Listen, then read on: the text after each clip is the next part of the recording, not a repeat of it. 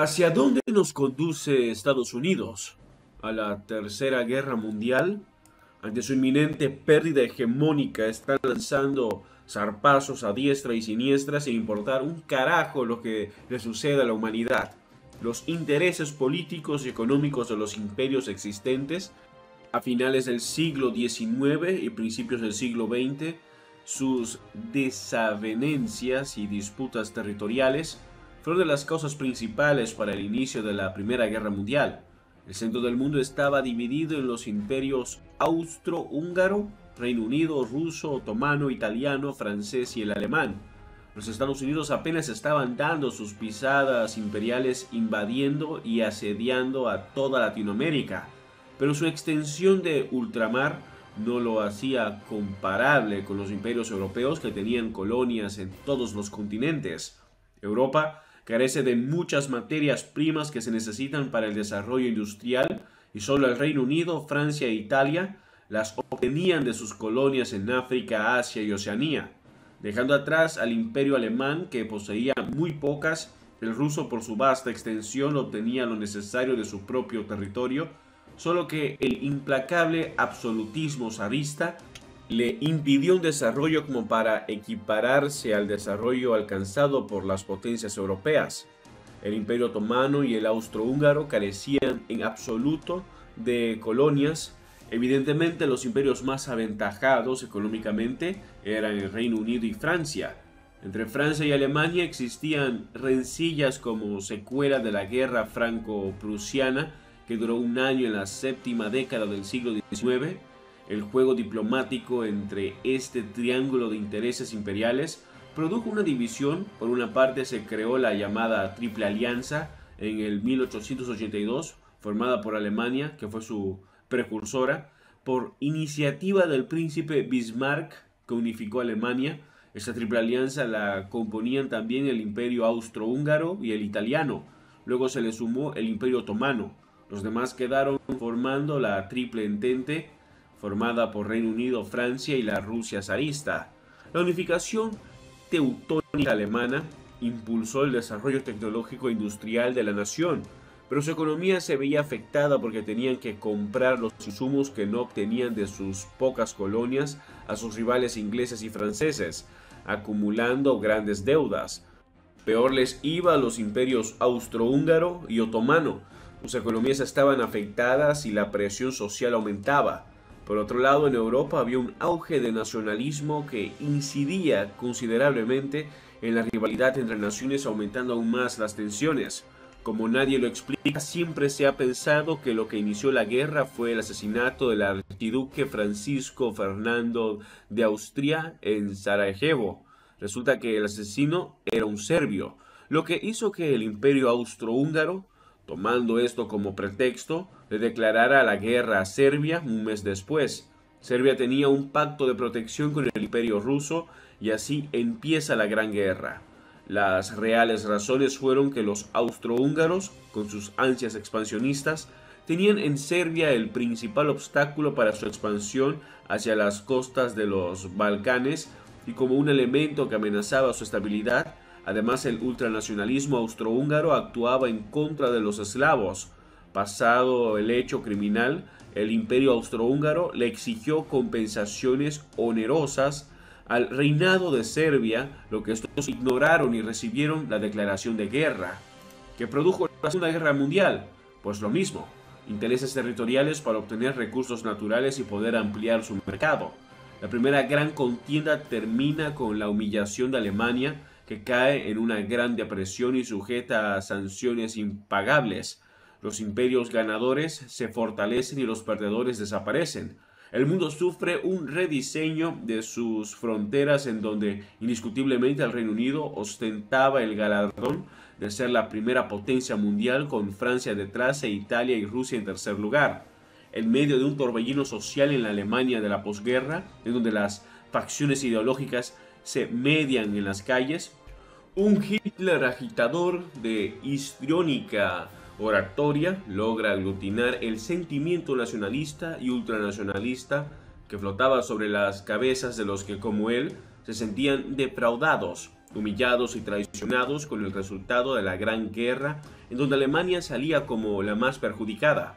Sus ideas calaron en el pueblo alemán y pronto se rearmó bajo los ojos de quienes habían salido victoriosos en la gran conflagración, y el imperio zarista había sucumbido bajo las botas del bolchevismo y los comunistas mandaban en Rusia, llamada ahora Unión de Repúblicas Sociales Soviéticas. En el libro publicado por Hitler, Mi Camino, se plantea claramente sus deseos de expansión territorial y obtener su nombrado territorio vital, en el cual dejaba bien claro que debía adueñarse de toda Rusia, deseos que siempre tuvieron el Reino Unido, Polonia, Suecia y la propia Alemania y otros.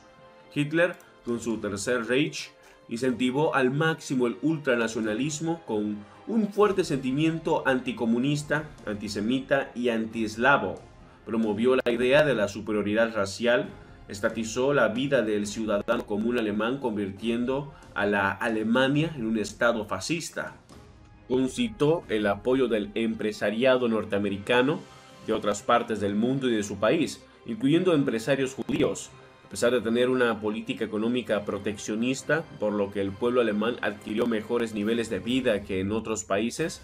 Su economía era deficitaria, acumulando una gran deuda interna y externa, por lo que acudió al trueque como intercambio internacional, lo que no cayó nada bien al mundo de las finanzas, que empezaron a conspirar contra el gobierno nazi, imponiendo sanciones que incidían en la producción alemana como una soga en el cuello de su economía, que ante tal situación de presión adelantó la decisión de Hitler de iniciar su estrategia expansionista y la guerra como consecuencia. El 22 de junio de 1941, la fuerza de invasión más grande de la historia de la humanidad, a lo largo de 3.000 kilómetros de frontera, entró en la Unión Soviética, divididos en 3 cuerpos de ejércitos, norte, centro y sur, que en total sumaban unas 300 divisiones con un total de 3 millones de soldados, miles de vehículos blindados, 5.000 aviones, miles de piezas de artillería y unidades motorizadas. 27 millones de rusos fueron asesinados en esa campaña criminal entre soldados y civiles, la mayoría asesinados a mansalva y de las formas más terroríficas por solo ser eslavos, considerados por los nazis como seres inferiores y comunistas.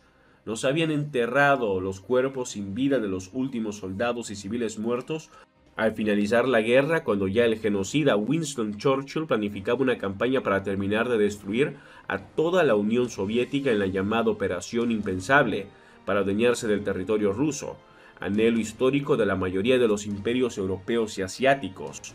Hoy el mundo pende de un hilo, con Ucrania convertida por la OTAN en un país fascista, agresor de su propia gente, al mantener 8 años de guerra civil y constantes bombardeos a las ciudades de la región del Donbass, incumpliendo los acuerdos de Minsk, lo que trajo como consecuencia la llamada Operación Militar Especial implementada por el ejército ruso, que fueron los acuerdos de Minsk.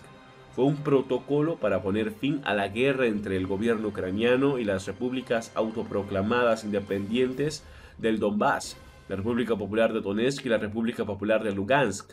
Este acuerdo, firmado en la capital de Bielorrusia por la Federación Rusa, las repúblicas de Donetsk y Lugansk, y el gobierno ucraniano, bajo los auspicios de la Organización para la Seguridad y la Cooperación en Europa, la OSCE, establecía 12 puntos. 1. Alto el fuego de inmediato. 2. Garantizar por ambas partes la supervisión del alto al fuego por parte de la OSCE. 3. Autonomía de los gobiernos de las repúblicas de Donetsk y Lugansk. 4. Asegurar la monitorización y verificación de la frontera ruso-ucraniana por la OSCE. 5. Liberación de todos los presos y secuestrados. 6. Ley para prevenir represión y persecución contra toda persona relacionada con uno u otro bando. 7. Continuación del diálogo bilateral. 8. Medidas para mejorar las condiciones humanitarias en la región del Donbass. 9. Garantizar las elecciones en conformidad con la ley en la región del Donbass. 10. Retirada de los grupos armados ilegales, equipo militar y mercenarios de Ucrania. 11. Aprobación de un programa de recuperación económica y reconstrucción de la región del Donbass. Y 12. Garantizar la seguridad personal de los participantes en las negociaciones. Este acuerdo se firmó el 5 de septiembre de 1914. Pues bien, Petro Poroshenko que para esa fecha era el presidente ucraniano, no tenía ningún interés en cumplir los acuerdos y ordenó intensificar los ataques y bombardeos contra las repúblicas autoproclamadas independientes de manera abierta, tan abierta que en un discurso dijo textualmente: nuestros hijos crecerán sanos e irán a las escuelas y universidades, mientras que los de ellos enfermarán y vivirán en los sótanos por miedo a sucumbir bajo nuestras bombas. Así, transcurrieron 8 años, desde el 2014 hasta el 2022, de guerra y bombardeo diario contra los civiles del Donbass, quienes clamaban por el proteccionismo ruso, hasta que el presidente Putin tomó la decisión de proteger al Donbass en su llamada Operación Militar Especial. El incumplimiento de ese acuerdo no es lo más grave. Lo más grave es el incumplimiento de un acuerdo de caballeros que el señor Gorbachev y los presidentes de la OTAN, sobre todo de George Bush padre y John Major del Reino Unido, que se comprometieron a no rodear las fronteras de Rusia con bases militares de la OTAN en el año 1991, cuando se disolvía la Unión Soviética. Rusia se ha visto rodeada de bases militares y laboratorios para la guerra química y bacteriológica de la Organización del Atlántico Norte, la OTAN, y se cansó de advertir a esa organización ante las Naciones Unidas sin que le hicieran caso alguno, hasta que la provocación pasó la línea roja al convertir Ucrania en prácticamente una base militar de esa organización agresora. Los representantes de la OTAN y el propio presidente Biden han dicho abiertamente que ayudarán a Ucrania hasta que muera el último ucraniano. Y en los momentos en que hablamos de estas palabras, se está llevando a cabo una guerra de desgaste que además sirve para que Rusia y Occidente midan sus poderosas armas a costa de la muerte de miles de ciudadanos, en una escalada que nos puede llevar a una hecatombe nuclear, donde personas como las que escuchan estas palabras, como quien las dice, y nuestros descendientes, no tendremos ninguna oportunidad cuando las nubes radioactivas nos envuelvan. Estamos siendo testigos de los estertores mortales de uno de los imperios más agresivos y criminales de la historia de la humanidad, que ante su inminente pérdida hegemónica está lanzando zarpazos a diestra y siniestra sin importarle un carajo lo que le suceda a la humanidad. Eso es todo por ahora. No olviden comentar y suscribirse. Hasta el próximo video.